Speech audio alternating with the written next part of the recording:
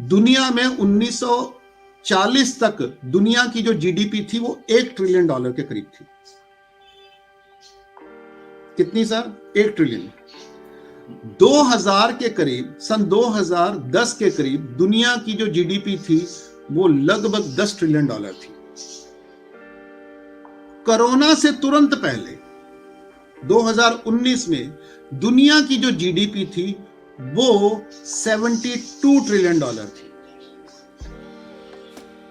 आज दुनिया की जीडीपी लगभग $100 ट्रिलियन है विद इन 2 इयर्स। यानी 2000 साल लगे दुनिया को 1 ट्रिलियन की इकोनॉमी बनने के लिए। उसके बाद जैसे ये रुपए की व्यवस्था आई, करेंसी और मनी की व्यवस्था आई, इसमें हर 100 साल में 10 गुना की वृद्धि हुई है। परंतु ये जो वृद्धि है, ये 10 गुना की जो वृद्धि हुई है, ये पैसे में हुई है, यानी पैसे की मनी सप्लाई है। दुनिया में जितना आज पैसा है, तो मेरे पास एक छोटा सा चार्ट है, मैं दिखा तो नहीं सकता पर मैं सिर्फ अंक बता देता हूं।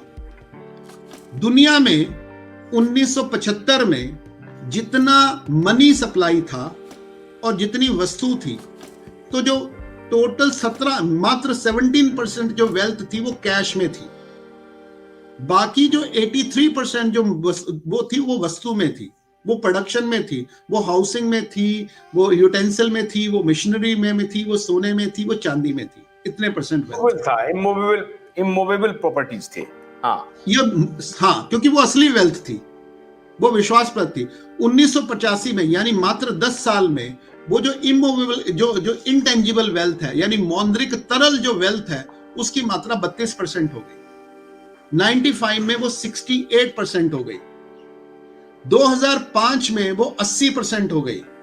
2015 में वो 84% हो गई।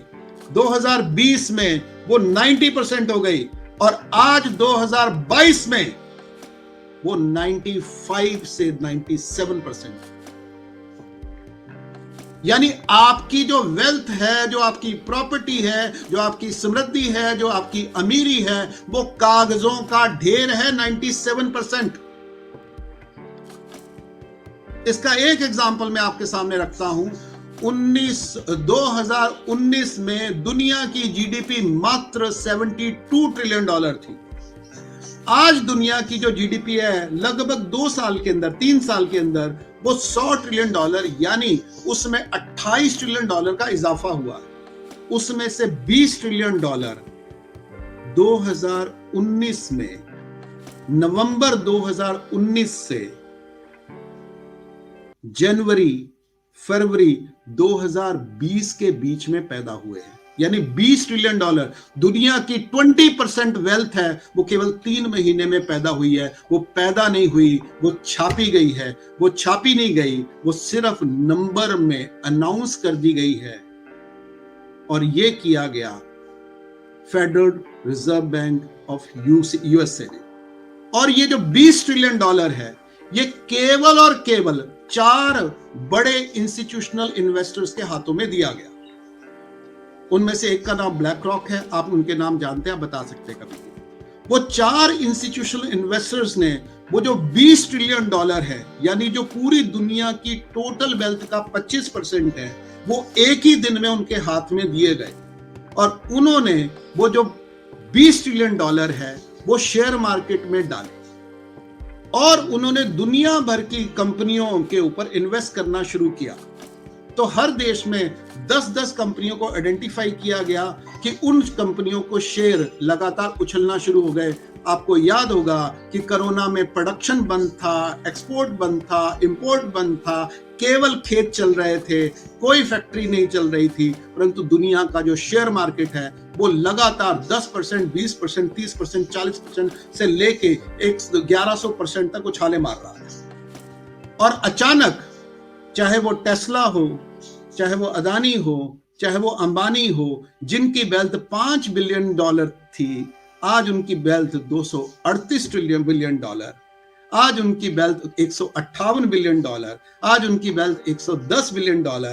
तक पहुंच गई है, जो 2019 में कहीं नहीं थे, वो आज दुनिया के अचानक 3 साल में दुनिया के सबसे बड़े अमीर बन गए। और इनके द्वारा foreign direct 100% foreign direct investment जिनका कानून मोदी जी लाए, कांग्रेस सिर्फ 51% करना चाहती थी, मोदी जी ने अचानक 100% मतलब उसका टोटल विरोध करते करते उसको 100% लागू कर दिया।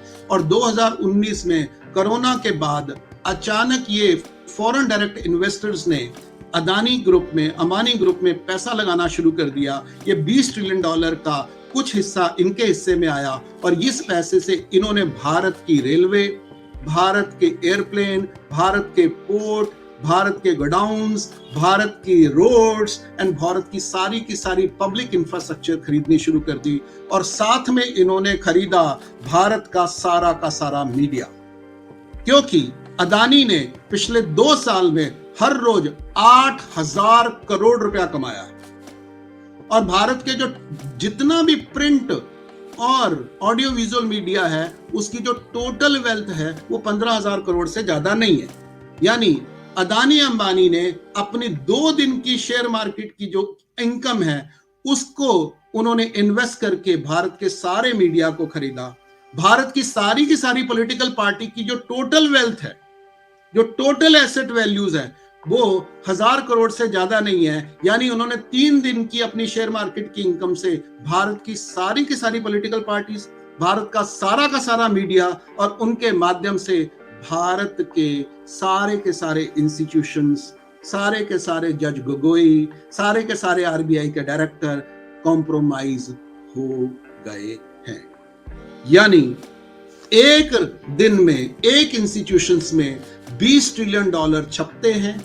4 कंपनी के द्वारा वो दुनिया के शेयर मार्केट में आते हैं। उन शेयर मार्केट में पूरी दुनिया के 10-10 उद्योगपतियों में इन्वेस्ट करके उनको खरीदा जाता है और उनके माध्यम से पूरी दुनिया के सभी देशों की सरकारों को, वहां के मीडिया को, वहां के इंस्टीट्यूशन को खरीद लिया जाता है। अब वो सारे के सारे उन्हीं बैंकिंग इंस्टीट्यूशन के द्वारा निर्देशित होते हैं।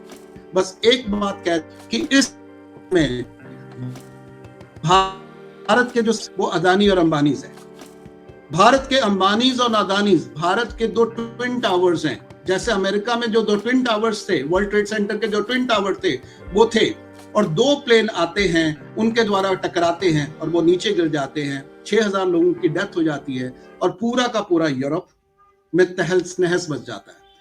तो भारत की जो सारी की सारी जो आर्थिक समृद्धि है वो 2 ट्विन टावर के हाथ में केंद्रित कर दी गई है, जो सबके सामने है। और इन 2 ट्विन टावर को गिराने के लिए आपको किसी एरोप्लेन की जरूरत नहीं है, किसी एटम बम को जरूरत नहीं है। भारत को की पूरी अर्थव्यवस्था को अगर तहस नहस करना है, आपको अदानी अंबानी के ऊपर अटैक करना पड़ेगा। और अदानी अंबानी को अटैक करने के लिए आपको किसी न्यूक्लियर वेपन की जरूरत नहीं है, किसी स्ट्रेटेजिकल स्ट्राइक की जरूरत नहीं है। आपको स्ट्राइक करना है केवल एक मार्केट का, और इनके शेयर एक दिन में 1.25 लाख गिरे हैं, क्योंकि इनके total share value 10 lakh crore है। और जैसे अगर ये 10 दिन ये शेयर का क्राइसिस चला और अदानी अंबानी अगर गिरे तो इस देश की अर्थव्यवस्था का क्या होगा, इस देश की स्वतंत्रता का क्या होगा, इस देश की आजादी का क्या होगा, इस देश की प्रभुसत्ता का क्या होगा, इस देश के स्वाभिमान का क्या होगा, ये क्वेश्चन है।